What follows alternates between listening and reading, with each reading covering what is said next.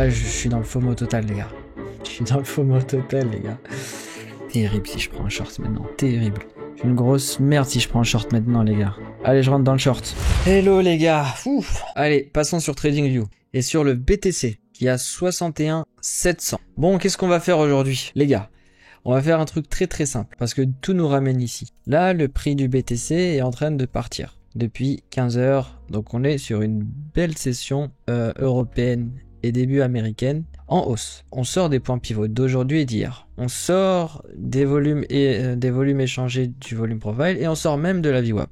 Donc là, le prix du Bitcoin est surévalué tout en ayant un marché déséquilibré. Donc le prix monte. Nous, il faut qu'on achète. À quel endroit on achète?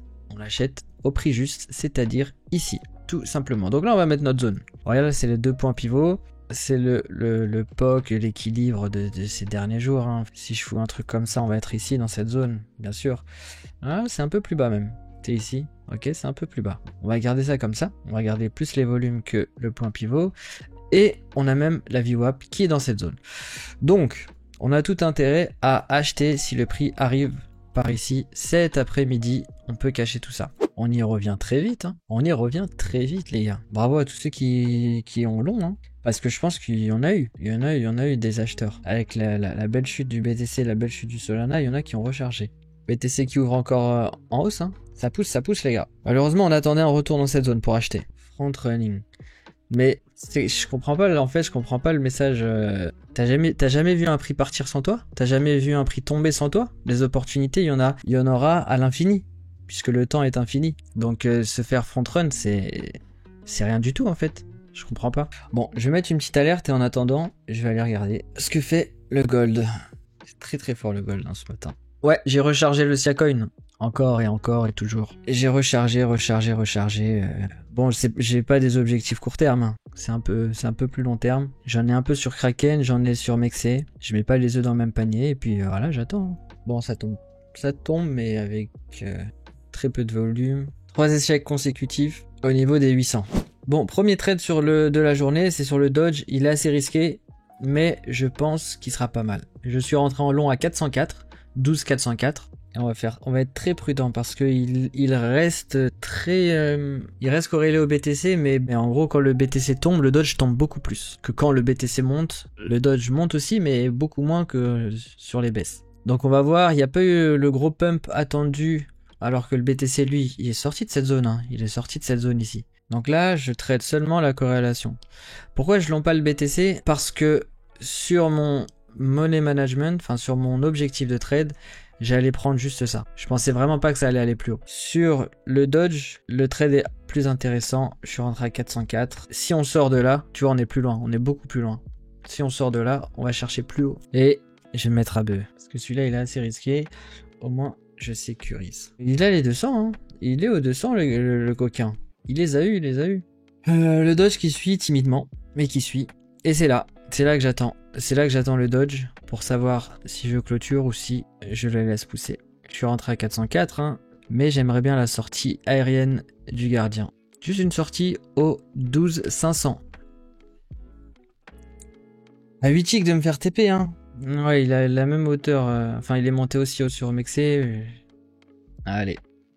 Je n'ai toujours pas coupé parce que là, il n'y a plus de volume en fait. En fait, je vous explique le plan. Je vais le mettre sur le graphe comme ça, vous voyez. Je suis rentré à 404, ici. Voilà, donc là, on est au 500. Et dès qu'on monte un peu plus, je mets mon stop loss au niveau des 500. 506, 510. Allez. Je mets mon stop loss au niveau des 500, les gars. Comme ça, j'ai un stop win là où je voulais. Et si ça monte encore, c'est du bonus. Donc là, je le mets ici, 500, voilà. Si on vient ici, je me fais stop win. C'était l'objectif que je voulais. Allez, génial.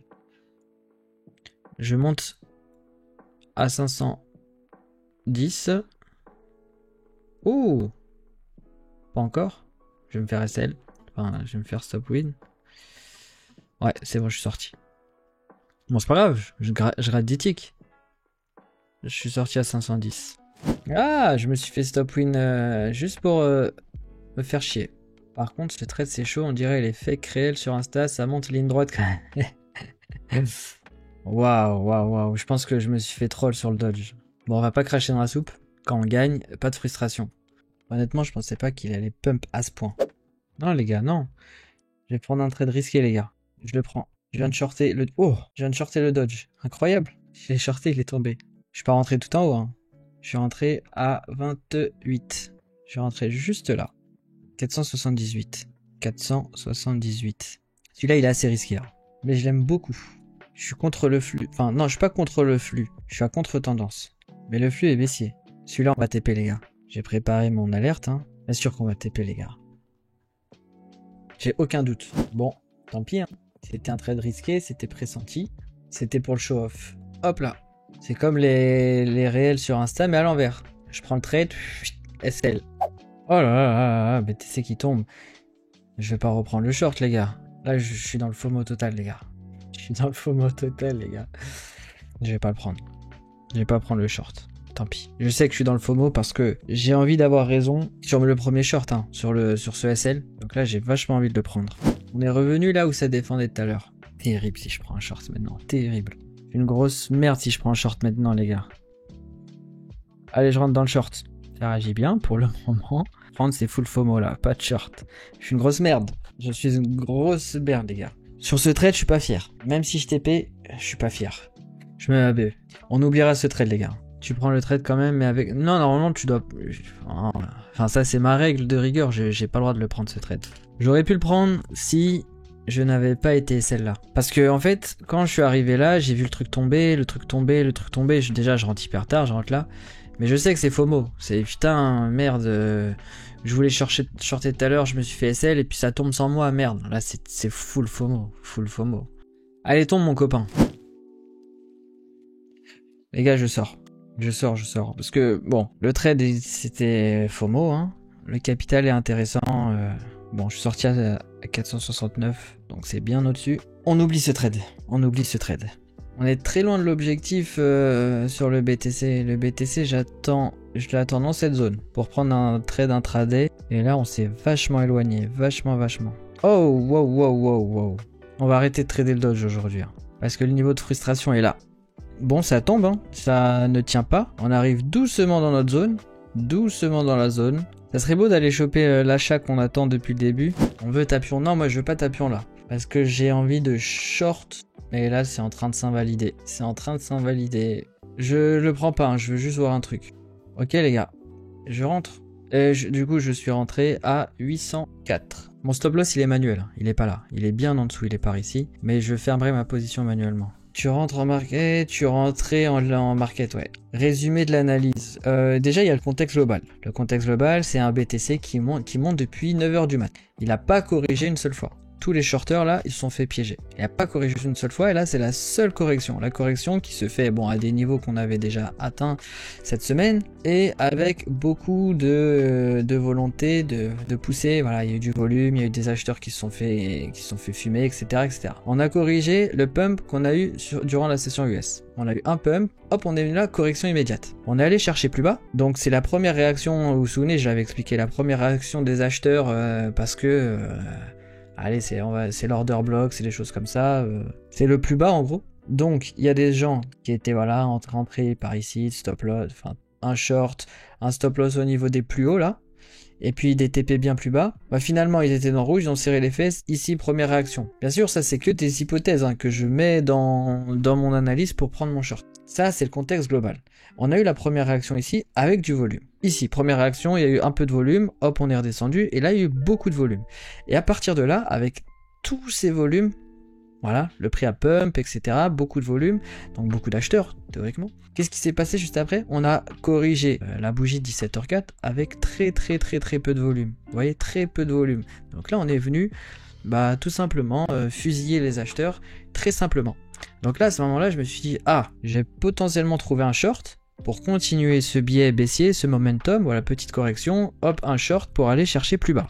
Donc là, il y a eu un double bottom, donc des gens ils se sont positionnés à l'achat. C'était sympathique pour aller chercher un short. Bon, il est 17h, il n'y a pas masse de volume comparé aux autres, mais c'est pas mal. Voilà, c'est pas mal, on profite de cette descente, et il y a moyen que là on se mette à BE. Et là, on va revenir sur les niveaux, ces niveaux-là qui ont été défendus une fois, deux fois. Mais pour moi, le biais, la correction, la réaction qui s'est faite là, ces acheteurs ne vont pas tenir une autre fois. Les acheteurs qui sont là, ils vont sortir. Donc là, je pense que dès qu'on arrive là, ça va accélérer. Voilà, on arrive dans cette zone-là, la petite zone grisée. Je sais pas si vous la voyez. Et c'est là où moi, j'attends l'accélération. C'est là où j'attends, on arrive dessus et boum, on la traverse comme du beurre. J'espère que vous êtes prêts, que vous avez vos popcorn. Parce que ça va y aller les gars. Elle est timide cette traversée. Hein. Mais on va y aller. On va la voir l'accélération. On va la voir. Bon, elle était plutôt timide cette accélération. Mais, on va y aller. Oh, j'avais même pas vu. J'ai pas du tout mis le TP là au bon endroit. Je l'avais mis à 66. Je viens de le remettre à 56. Elle est là. L'accélération tant attendue. C'est TP. Hey, je vous avais dit quoi. C'est vraiment la meilleure des alertes. Ciao, salut à tous, c'était CryptoTassa.